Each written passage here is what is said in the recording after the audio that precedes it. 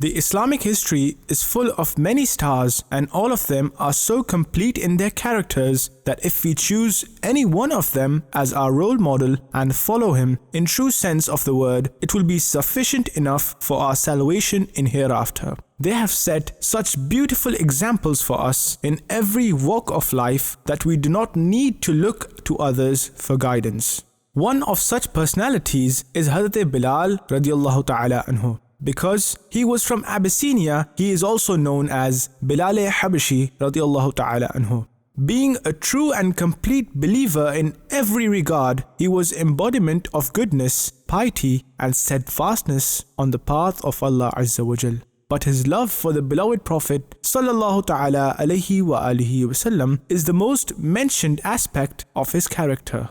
Hazrat Bilal radiallahu ta'ala anhu was one of the first fortunate ones who entered into the fold of Islam against all the odds. Although he had to face a lot of persecution, but it never weakened his faith. Before accepting Islam, he was a slave of a powerful Qurayshi chief, Umayyah. Umayyah would make him lie down on sand under the scorching sun of Arabian desert and place a boulder on his chest. This all was just because he believed in the oneness of Allah Azza wa Jal and rejected every sort of polytheism. He was whipped, humiliated, and in every way forced to shun Islam, but he never showed any weakness.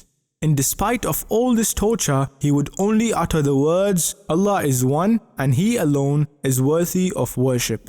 After a while, when Hazrat Abu Bakr radiallahu ta'ala anhu bought him from his pagan master and released him, he joined the group of those companions who would stay at the doorstep of our beloved master and learn directly from the prophetic fountain. Hazrat Umar radiallahu ta'ala anhu would say, Abu Bakr radiallahu ta'ala anhu is a chief and he has released our chief, that is Hazrat Bilal radiallahu ta'ala anhu.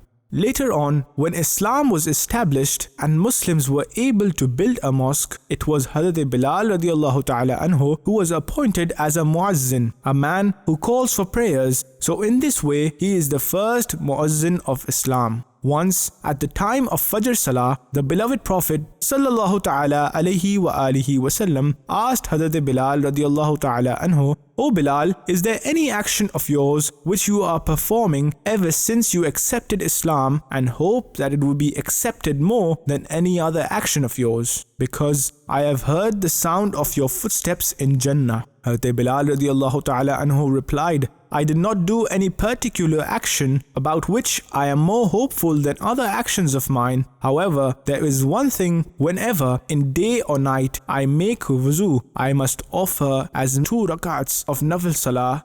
On this, the beloved Prophet sallallahu ta'ala alayhi wa alihi wasallam said, this salah after wuzu is the reason that you have been granted entry into paradise. Dear viewers of Madani Channel, this hadith is enough to prove many controversial issues, and one of them is the knowledge of unseen. The beloved Prophet sallallahu alaihi wa alihi wasallam, by the mere grace of Allah Azza wa Jal, possesses the knowledge of unseen. That is why we see in the hadith that he sallallahu ta'ala alayhi wa alihi wasallam knows that Hazrat Bilal radiallahu ta'ala anhu will enter paradise, and it will be because of one action of him. This hadith has another pearl of wisdom. Whenever we make wudu, we should perform at least 2 rak'ats with the intention of tahiyyatul wudu. This was the action of Hazrat Bilal radiallahu ta'ala anhu, because of which he would enter into paradise. For further information regarding the after wudu salah, that is tahiyyatul wudu, read the first volume of the book Bahar-e-Shariat. Another book in this regard is Laws of Salah, written by Amir Ahl Sunnat Damat Barakatum Aliyah. You can download both these books from our website www.dawateislami.net. We love Madani Channel. We love Madani Channel. We love Madani Channel.